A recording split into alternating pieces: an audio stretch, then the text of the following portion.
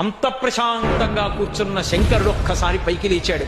ఒక్కసారి పైకి లేచి ఆ జటలు ఊగిపోయేటట్టుగా గిర్ర తిరిగి భూమి కంపించిపోయేటట్టుగా తాండవం చేసి ఆ జడలలోంచి ఒక జటని విరిగి భూమి మధ్యలో వేసి కొట్టాడు.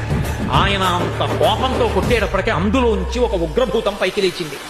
అభ్రంలిహాదభ్ర విభ్రమ ప్రభ్రమ కృణీల దీర్ఘ శరీరమర ప్రజ్వల జ్వలన దీప్త జ్వాలిక జ్వాల జజ్వల్యమాన కేశములు మెరయ జండ దిగ్వేదండ శుంఠాప దుర్దండ సహస్రద్యుతిహేతి సంగమప్ప వీక్షణత్రయలోక వీక్షణద్యుతిలోక వీక్షణతతి దుర్నిరీక్షమగుచు గ్రగచ కఠిన కరాల దంస్కలు విలుంగ ఘన కపాలస్తు మలికలు తనరా అఖిలలోక భయంకరుండగుచు వీరభద్రుడు దయించమారట రుద్రుడగుచు.